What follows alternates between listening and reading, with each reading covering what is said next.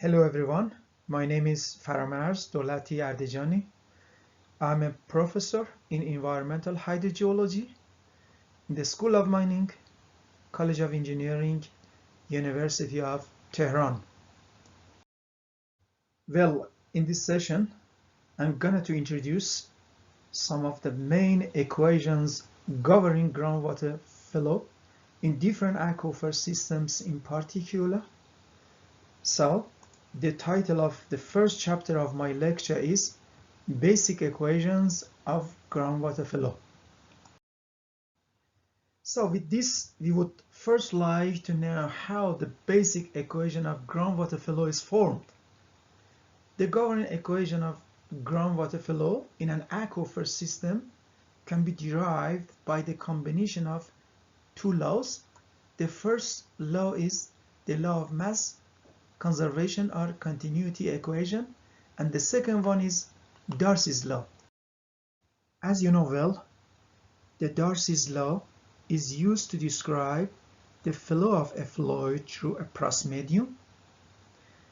Darcy's law in 3 dimensions can be given by these 3 equations. In these equations, Qx, Qy, and Qz are the velocity components in x, y, and z directions. Also Kx, Ky, and Kz are the hydraulic conductivities in x, y, and z directions.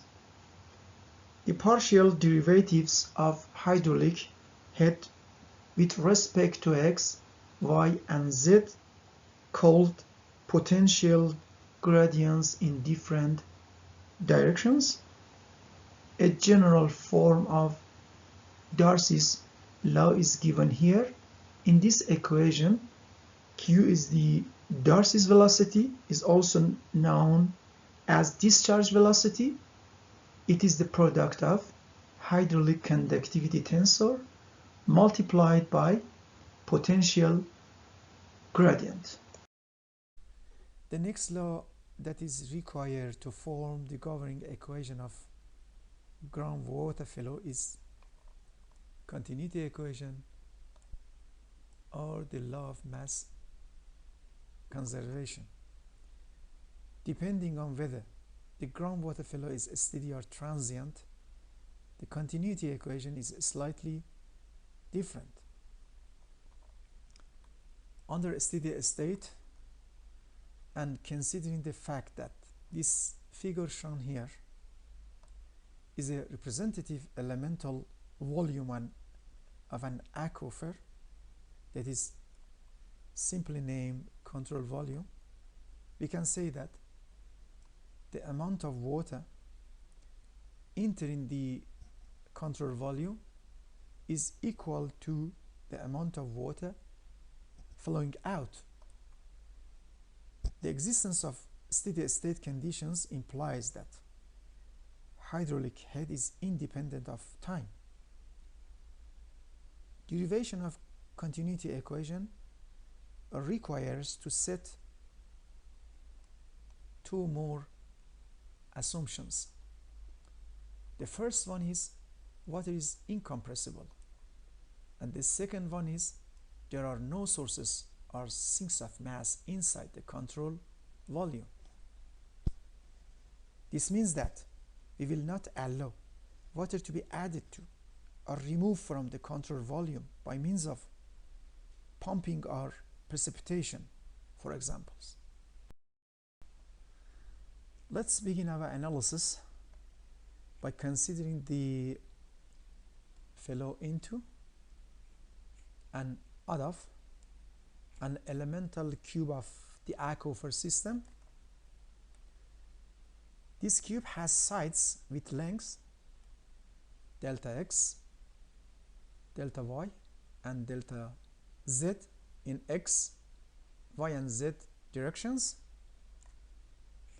So the volume of the cube will be delta v equal to delta x multiplied by delta y multiplied by delta z. The mass balance can be computed by summing the results for the net change in discharge rate for each component direction. We consider the left face of the cube first. In this face, Qx is the volume rate of flow per unit area in the x direction.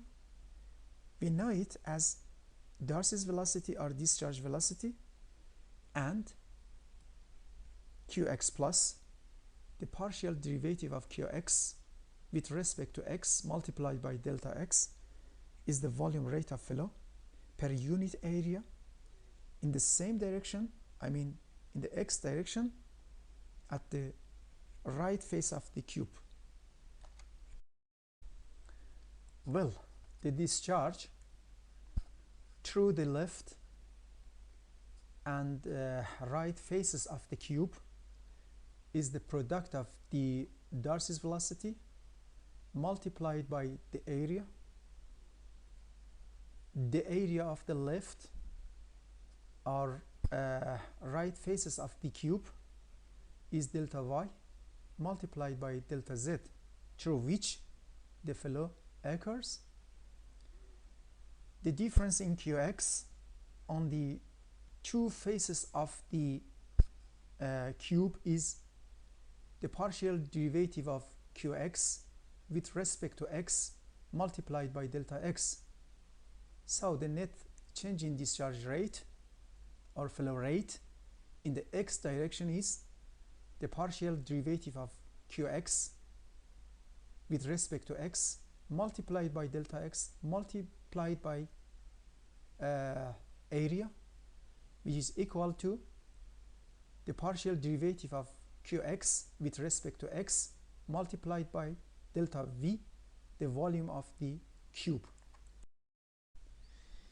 We can perform the same analysis for the y and z directions to obtain the net change in the discharge rate in the y and in the z directions.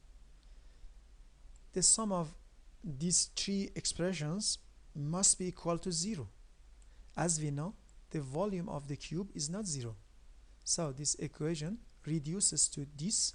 This final equation is known as the continuity equation for steady state flow conditions. The left hand side of the continuity equation is called divergence of Q. Divergence of Q is equal to the partial derivative of Qx with respect to x plus the partial derivative of Qy with respect to y plus the partial derivative of Qz with respect to z equal to 0. I should add that the divergence is an operator that acts on a vector field and the result is a scalar. The continuity equation under transient or unsteady state flow condition is given here.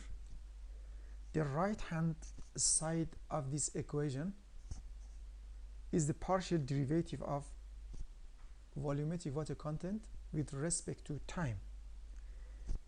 It means that under transient condition the divergence of Q is not 0. It is equal to the partial derivative of volumetric water content with respect to time. It means that water content changes with time. In the above equations, theta is volumetric water content, S is the degree of saturation, and N represent the porosity. This equation relates volumetric water contents and porosity. The groundwater flow equation under steady state condition is Laplace's equation. It is derived by the combination of the continuity equation under steady state and the Darcy's law. It's a second order partial differential equation. In this equation, Kx, ky and kz are the components of hydraulic conductivities in x, y, and z directions. Assuming that the hydraulic conductivity values of a medium are independent of the direction, then the flow medium is assumed to be homogeneous and isotropic. Then we can simplify the Laplace's equation as these two forms. It means that the sum of the second order partial derivatives of hydraulic head with respect to Cartesian coordinates equals 0. I would like to emphasize that the Laplace's equation states the steady state groundwater flow in a homogeneous and isotropic aquifer system.